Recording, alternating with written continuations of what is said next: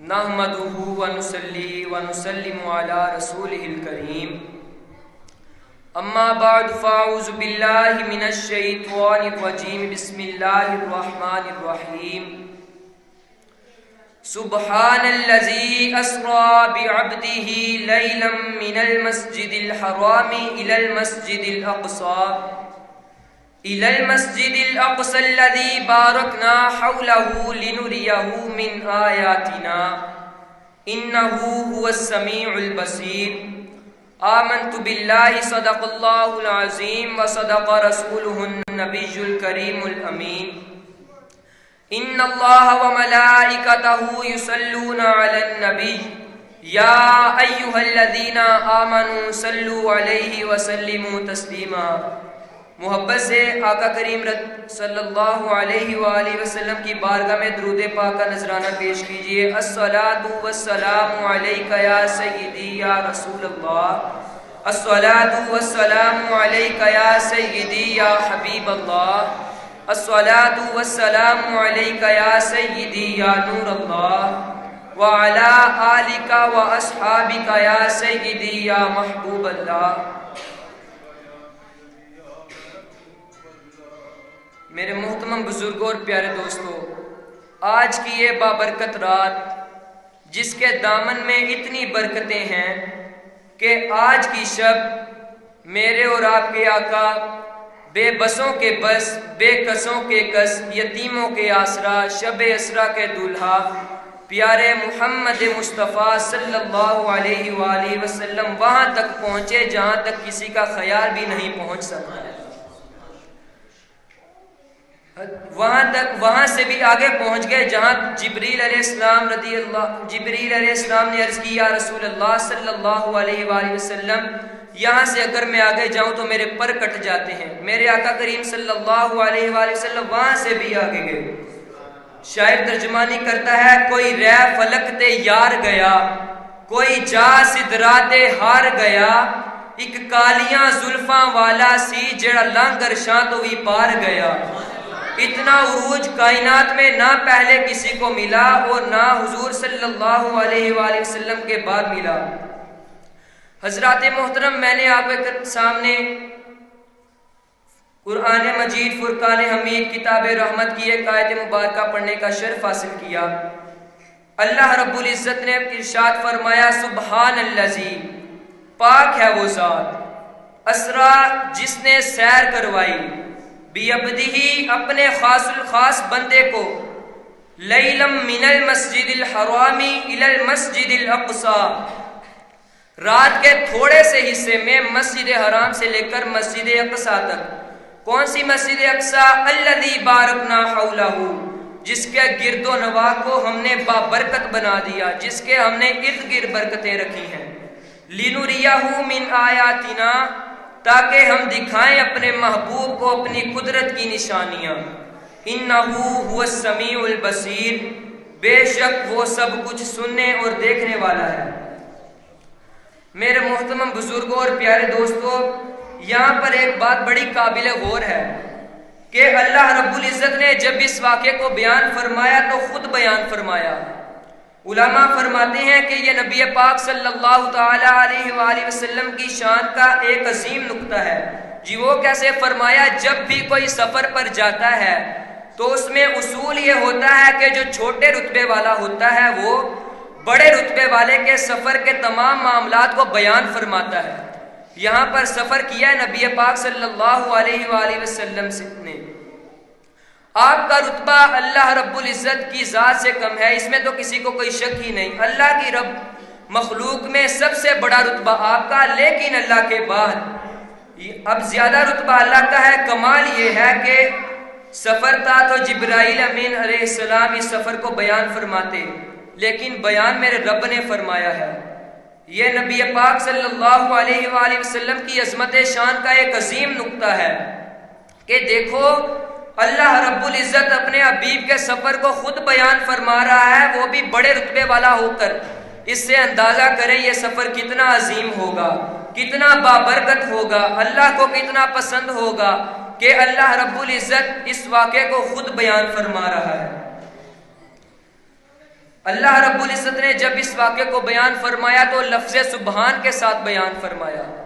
اب یہ لفظ سبحان کے ساتھ کیوں بیان فرمایا؟ علماء نے یہاں پر بڑی ایک پیاری بات لکھی ہے اپنے محبوب کو، تو یہ تو ایک بڑا عجیب معجزہ تھا۔ معجزہ تو ویسے ہی بہت عجیب ہوتا ہے، اس معجزے کا عقل میں آنا ہر بندے کی بس کی بات نہیں تھی۔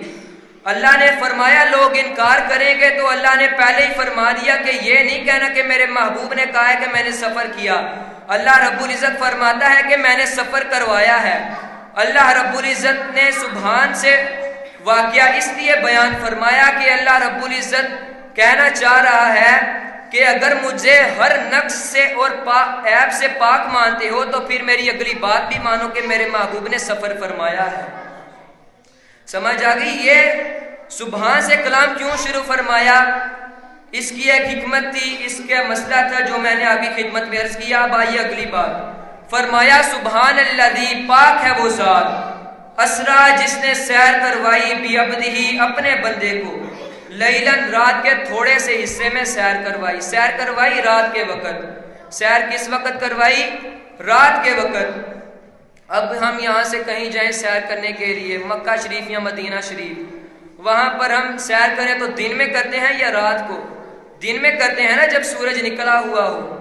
اللہ رب العزت فرماتا ہے کہ سارا جہاں سیر کرے تو دن کے وقت کرے، میرا محبوب سیر کرے تو رات کے وقت۔ کیوں؟ اللہ رب العزت فرماتا ہے ساری دنیا محتاج ہے اس سورج کی، یہ ساری دنیا محتاج ہے اس سورج کی کہ یہ نکلے گا، اس کی روشنی میں ہم نظارے دیکھیں گے۔ فرمایا میرے محبوب کی آنکھیں وہ ہیں جیسے دن میں دیکھتی ہیں ویسے رات کو بھی دیکھتی ہیں۔ میرے ساتھ مل کر پڑھیے، تیرا مقام یا نبی کوئی سمجھ سکا نہیں، تیرا مقام یا نبی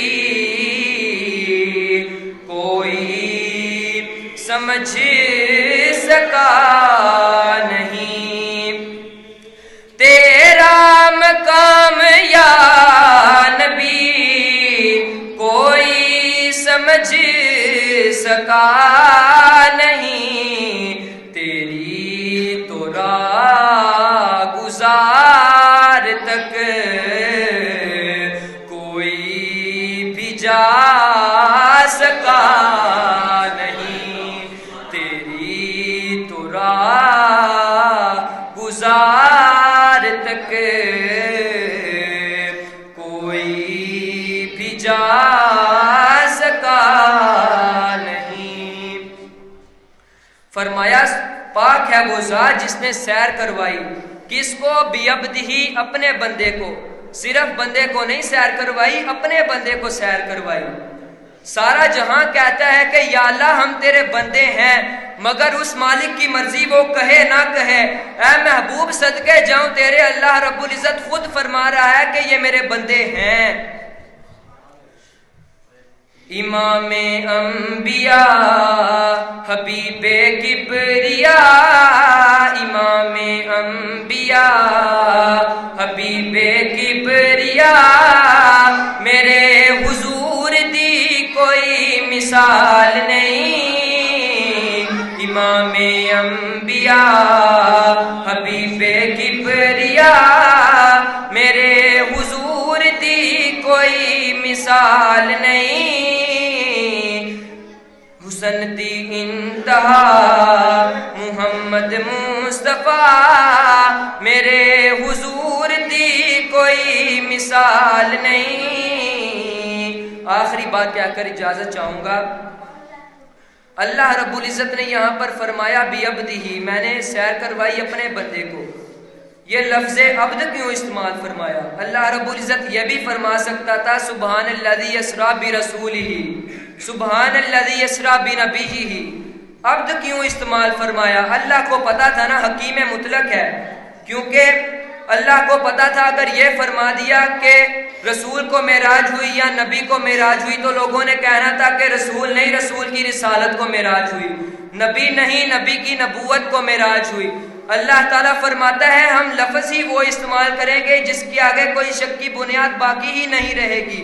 اور عبد پتہ کسے کہتے ہیں؟ جس میں دو چیزوں کا اجتماع ہو، جسم بھی ہو اور روح بھی ہو. اللہ رب العزت فرما رہا ہے میرے نبی کو روح مال جسم سمیت معراج ہوئی ہے. یہ اس بات کی دلیل ہے کہ اللہ رب العزت نے جب میرے محبوب کریم صلی اللہ علیہ وآلہ وسلم کو معراج کی تو حضور پاک صلی اللہ علیہ وآلہ وسلم روح مال جسم جاگتے ہوئے آپ کو معراج ہوئی. اللہ رب العزت ہمیں عمل کی توفیق عطا فرمائے. وآخر دعوانا الحمدللہ رب العالمین.